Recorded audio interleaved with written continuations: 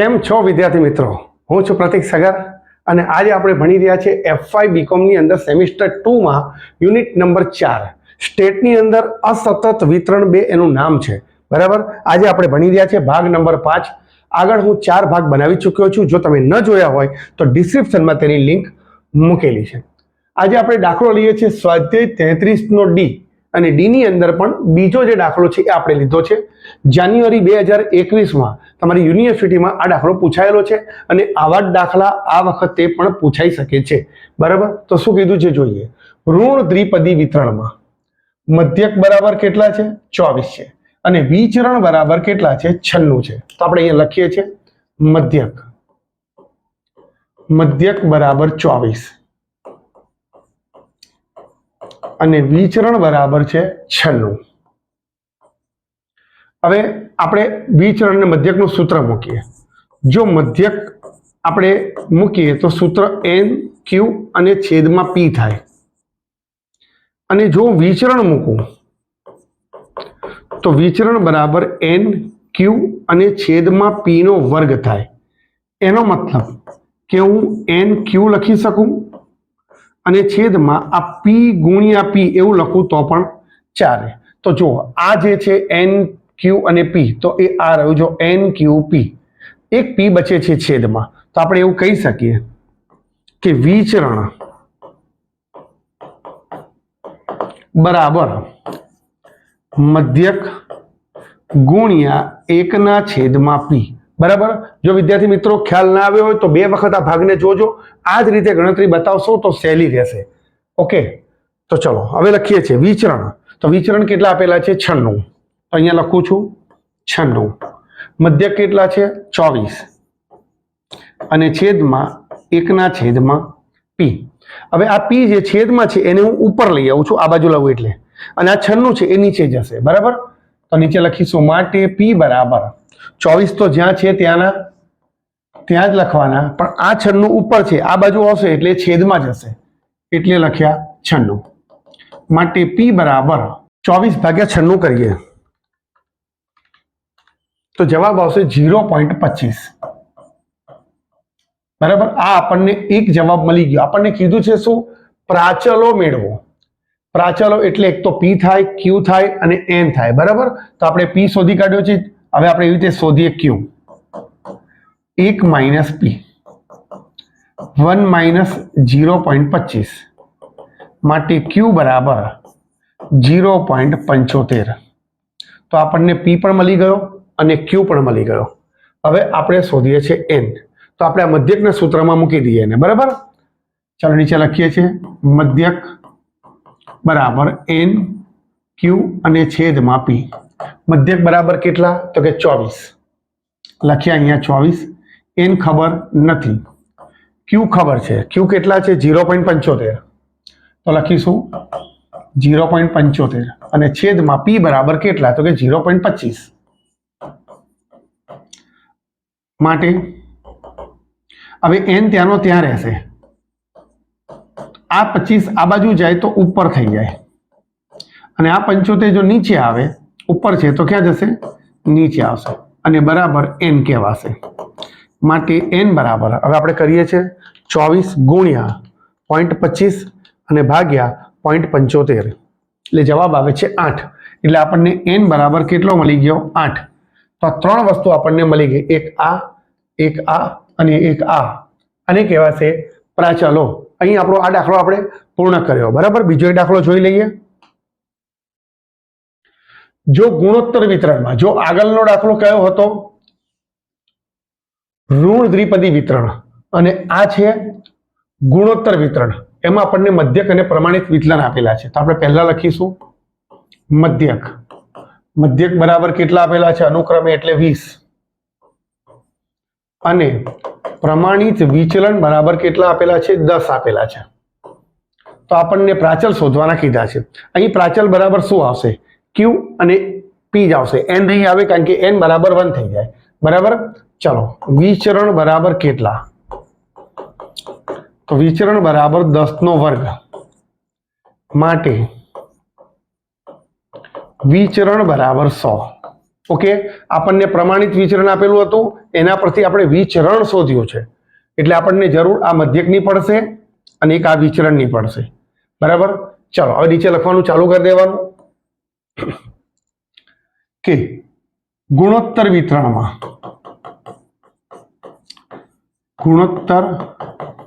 વિતરણમાં n બરાબર 1 હોય. બરાબર, નીચે લખીએ છીએ માટે મધ્યક, તો મધ્યક બરાબર શું આવશે? q ના છેદમાં p. ઓકે, એ જ રીતે વિચરણ બરાબર શું? તો q ના છેદમાં p નો વર્ગ. તો આપણે એમ કહી શકીએ કે q ના છેદમાં p ગુણ્યા p. હવે તમે જુઓ આ qp એ મધ્યક છે, આ મધ્યક થઈ ગયો, તો શું લખાશે? માટે વિચરણ બરાબર મધ્યક ગુણ્યા 1 ના છેદમાં p. બોલો, એકદમ પરફેક્ટ ખ્યાલ આવી ગયો. ચલો વિચરણ બરાબર લખીએ 100, મધ્યક બરાબર કેટલા? તો કે 20 અને ગુણ્યા 1 ના છેદમાં p. આ નીચે p છે, આ બાજુ આવશે એટલે ઉપર જતો રહેશે અને આ 100 નીચે જશે. માટે p બરાબર તો 20 ભાગ્યા 100 એટલે 0.2 જવાબ આવ્યો. હવે આપણે q શોધી કાઢીએ.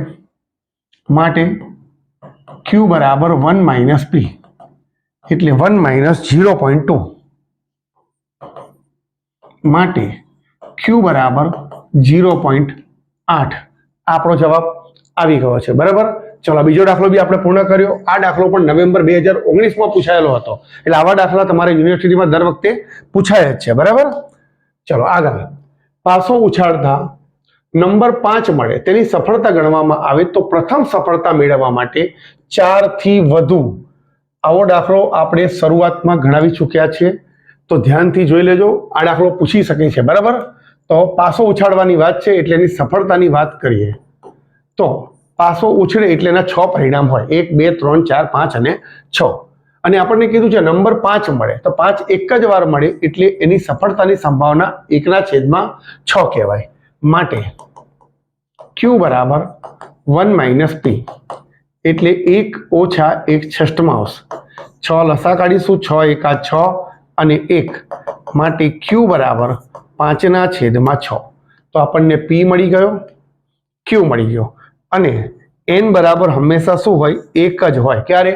કે પ્રથમ વખત સફળતા મળવાની વાત છે. જો લાર્યું પ્રથમ વખત સફળતા એટલે આ ગુણોત્તરનો દાખલો થયો છે, ઋણવાળો વાત છે નહીં. બરાબર, હવે આપણને કીધું છે 4 થી વધુ પ્રયત્ન એટલે n વત્તા x એ 5 અથવા 5 થી વધારે કહેવાય. બરાબર, કારણ કે n બરાબર 1 છે તો x બરાબર શું થશે? 4 અથવા 4 થી વધારે. આપણે આ શોધવાનું છે. ઓકે, તો ચલો આપણે સૂત્ર મૂકીને દાખલો ગણવાની શરૂઆત કરીએ.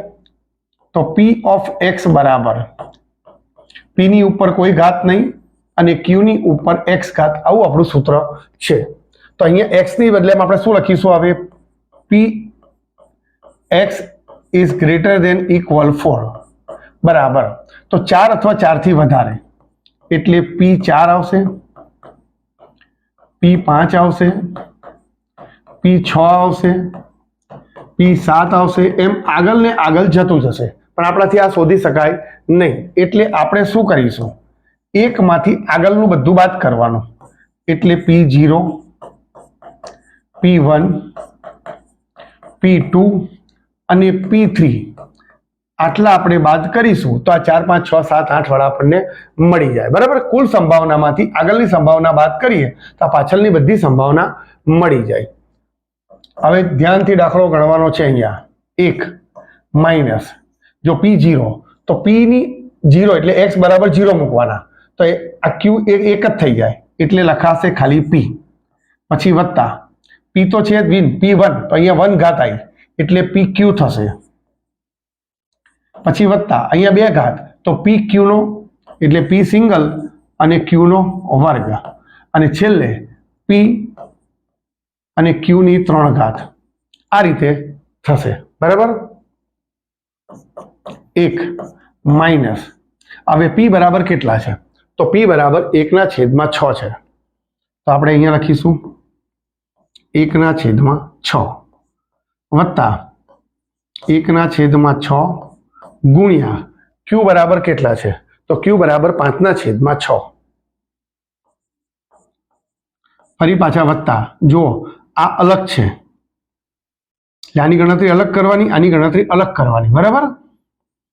પછી 1/6 ગુણ્યા 5/6 નો વર્ગ, આ એક ગણતરી અલગ, વત્તા 1/6 ગુણ્યા 5/6 ની 3 ઘાત. આ રીતે આપણી આખી ગણતરી થશે. ચલો, 1 માઇનસ આના છેદમાં થશે 1/6 વત્તા, બરાબર. ચલો કેલ્ક્યુલેટર લઈ લઈએ હવે આપણે. તો જુઓ 5 એકા 5 અને છાયું છાયું 36. હવે અહીંનો ગુણાકાર કરીએ, પાયું પાયું 25 થાય. કેટલા થાય? 25. અને 25 એકા 25 એટલે ઉપર લખાશે 25 અને નીચે આ 6 છે, 6 નો વર્ગ છે, છાયું છાયું 36 અને 36 ગુણ્યા પાછા આ 6 કરવાના એટલે કે 216. પછી આ છે 5 ની 3 ઘાત એટલે 5 ગુણ્યા 125, પાયું પાયું 25 પંચા 125 અને 125 એકા 125 જ થાય. નીચે 6 ની 3 ઘાત પહેલા કરવાની, 216 અને પાછું આ 6 વડે ગુણાકાર કરવાનો એટલે 1296. હવે આ બધાનો જો આપણે લસા કાઢીએ તો 1296 આવે, બરાબર. પહેલા 6 છે તો 6 વડે જો આપણે આપેલા છે તો 216 વડે ગુણવા પડે તો 1296 થાય. એટલે 216 એકા 216 એટલે ઉપર લખ્યા. જો લસા કાઢતા આવડવા જોઈએ, આપણે કોલેજમાં આવ્યા છે, બરાબર. ચલો હવે 36 જોડે ગુણીશું તો 36 ગુણ્યા 36 1296 થાય. તો ઉપર પણ 36 વડે ગુણવા પડે. 36 ગુણ્યા 5 180 વત્તા આ 216 છે એને 6 વડે ગુણીએ તો 1296 થાય, બરાબર. જોજો ધ્યાનથી, 216 ગુણ્યા 6 કરીએ તો 1296 થાય. એટલે ઉપરના આંકડાને પણ 6 વડે ગુણવો પડે. 25 6 150 થાય. 25 ગુણ્યા 6 150 અને અહીં તો ઓલરેડી 1296 આપેલા છે એટલે ઉપરનો આંકડો એમનો એમ મૂકી દેવાનો. આ કૌંસ બંધ થઈ ગયો, બરાબર. 1 માઇનસ, હવે ઉપરનો સરવાળો કરી દઈએ. 216 180 150 અને 125 671 અને છેદમાં 1296. હવે બરાબર 1 માઇનસ 671 ભાગ્યા 1296 એટલે 0.5177 માટે જવાબ આપણે લાવી દઈએ. 1 માઇનસ 0.5177 એટલે જવાબ આવે છે 0.4823. આપણો જવાબ આવી ગયો છે, બરાબર. ચલો આ દાખલો પણ પૂર્ણ થઈ ગયો છે. આશા રાખું છું વિદ્યાર્થી મિત્રો કે આ બધા જ દાખલા તમને બરાબર આવડી ગયા હશે, સમજણ પડી ગઈ હશે. આજલ બીજા મિત્રોને પણ શેર કરજો જેથી બીજા મિત્રો પણ ભણી શકે. થેન્ક યુ વિદ્યાર્થી મિત્રો, થેન્ક યુ સો મચ.